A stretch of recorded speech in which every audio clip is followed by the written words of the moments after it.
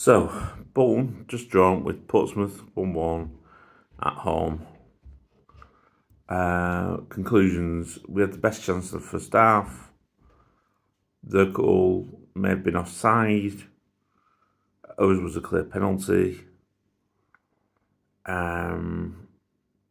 We missed Santos massively. Williamson did a few good passes in the second half, but he started the second half appallingly badly.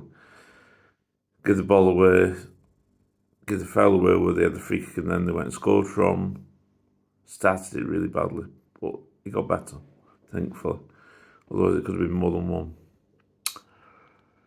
Takeaways from it are that Dion Charles is completely out of form. Couldn't hit a behind door. His first touch is awful a lot of the time. He doesn't stick. He's got lots of technical abilities. I just don't get it. I really don't. But he doesn't look like he's going to score. Then again, he's not getting the chances either. At the minute, I think I'll be playing Bakayoko, who's scoring all the time. I think Williams added bite to midfield, but I don't think he's the long-term answer. I think Dempsey and Morley are the right pairing. MJ Williams is a lot of things. I mean, he had the last chance of the game for us, and it was tame. It's great to get in that position, but I think he had a nosebleed by the time we got there. And actually, right at the end of the game, he did a needless foul. We were never going to get the ball, so why foul somebody? Because that just hits on 1 minute. The amounts of times he does that in games gives away a needless foul that he never needed to give away, when they could have just let him have the ball in a really easy place for Bolton to defend from. MJ Williams is not the answer at Bolton. Last season he was, this season he's not. Or next season he's not, should I say. Defence-wise, we look alright with getting Jones in as a centre-back. But I have question marks about Williamson. I mean, Plymouth let Williamson go because they said they were conceding too many. Well, I can understand why. George Johnson, I can't stand. He's just, he gets it muscled. Technically, he's all right, but his concentration goes. He gave it away in a really silly place again earlier tonight. I know Santos did it one time, but Santos did a few decent blocks in that first half. So it was a loss, and he's the only one that was big in the air. In terms of Portsmouth, they cut us to ribbons on the break. All first half, even the second half, they were doing it almost. And I think, well, it was quite clear it didn't help either team at the end of the game to be 1-1.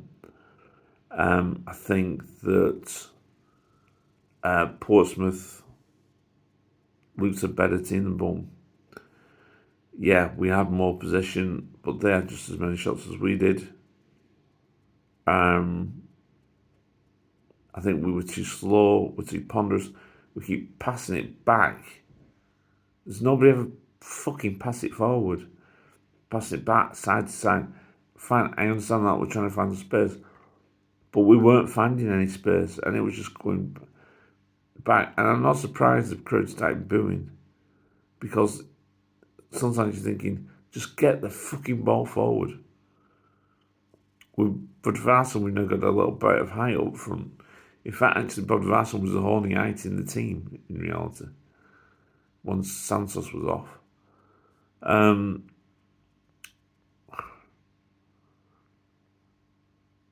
Yeah, tonight, like against Wigan, at times, like against MK Dons, showed us we're not ready to go up yet. We were never. I mean, we were never going to go up after the last few results. It was just never going to happen. but we're not ready for it. Our team will go straight back down in a minute. We might be alright in League One, but we will go straight back down. So we're better having one season where we consolidate, and next season going for it yet again, which I think we will do. I think next season, especially with 12,000 fans that have already bought season tickets, next season will be a different kettle of fish. I'm one of the people that bought a season ticket for next year, so I'm really looking forward to going to every game. But we're not. This season we're not ready. We're still defensively. I think we've still got a problem. I think Affeline will be off in the summer. I don't think that'll be a bad thing. He was injured tonight, came off.